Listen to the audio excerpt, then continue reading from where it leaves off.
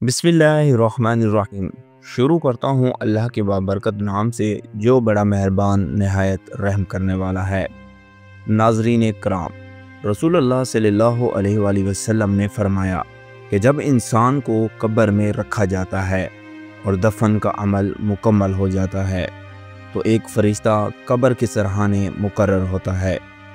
वो फ़रिश्ता कब्र की मिट्टी को बराबर करता है और जैसे ही लोग वापस मुड़ते हैं वो फ़रिश्ता कब्र से एक मुट्ठी मिट्टी उठाता है और उन लोगों पर फेंक देता है और बुलंद आवाज़ में कहता है कि जाओ अपनी दुनिया की तरफ और इस मैयत को भूल जाओ, क्योंकि अब उसका वक्त हिसाब शुरू हो चुका है।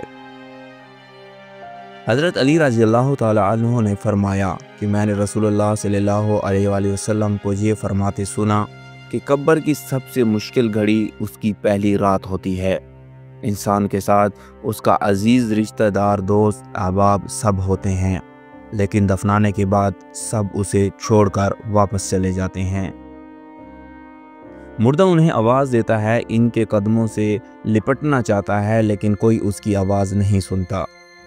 वो कब्र में तन्हा रह जाता है और अंधेरे और सन्नाटे में अपने अमाल के साथ होता है। अचानक दो खौफनाक शक्ल वाले फरिश्ते कब्र में दाखिल होते हैं, जिन्हें मुनकर नकीर कहा जाता है। उनकी आंखें चमकती बिजली की मानंद और आवाज़ गरजदार बादल जैसी होती है। उनके हाथों में इतना वज़नी गरज होता है कि अगर तमाम दुनिया के इंसान और जिन मिलकर भी उसे उठाना चाहें तो वो नहीं उठा सकते। वो फरिश्ते आते हैं, कहते हैं बैठ जा। मुर्दन फ़ौरन बैठ जाता है। उसका कफन सर से ढलक जाता है और वो फरिश्ते सवाल करते हैं, तेरा रब कौन है, तेरा दीन क्या है, तेरा नबी कौन है।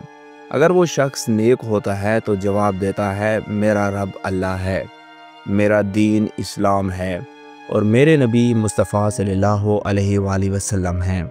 फरिश्ते कहते हैं, तुमने सच कहा, तुम्हारे लिए जन्नत के दरवाजे खोल दिए जाएंगे।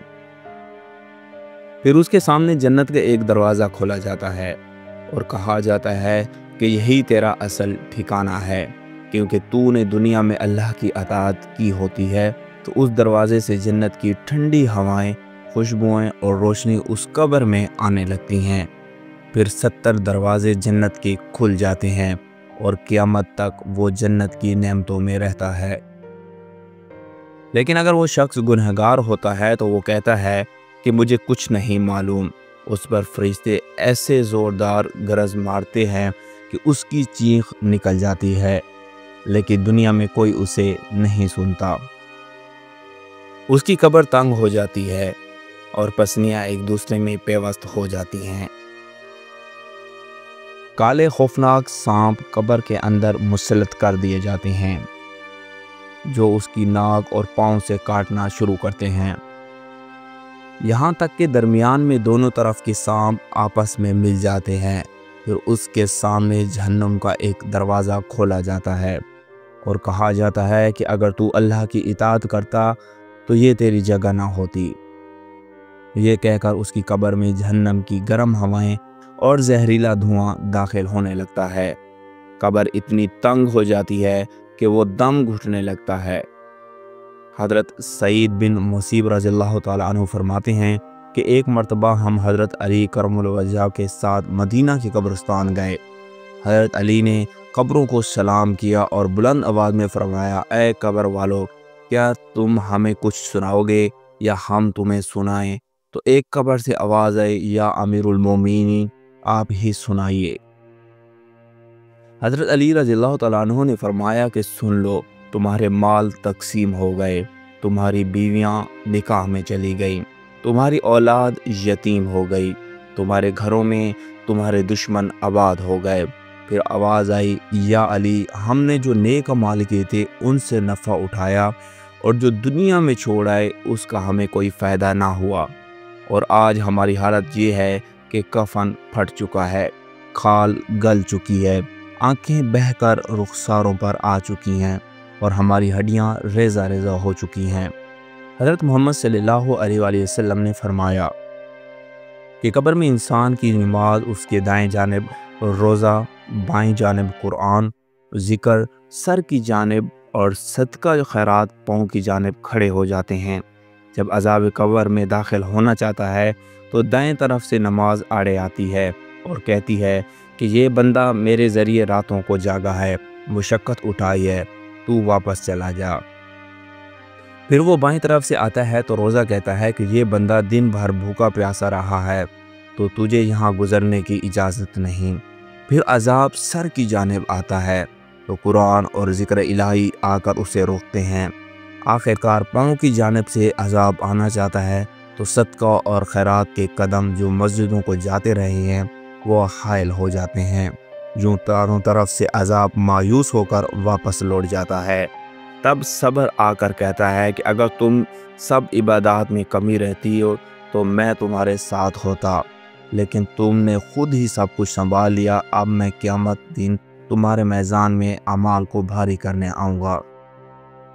رسول اللہ صلی اللہ علیہ وآلہ وسلم نے فرمایا کہ قبر میں 3 سوالوں کے جوابات ہی انسان کی آخرت کا فیصلہ کر دیتے ہیں۔ اگر جواب درست ہوں تو راحت ہی راحت، اور اگر نہیں تو عذاب ہی ہے عذاب۔ رسول اللہ صلی اللہ علیہ وآلہ وسلم نے فرمایا کہ قبر آخرت کے مرحلوں میں پہلا مرحلہ ہے، جو اس سے نجات پا گیا اس کے لیے اگلے مرحلے آسان ہو جاتے ہیں، اور جو اس میں ناکام رہا اس کے لیے اگلے مرحلے انتہائی سخت ہوں گے۔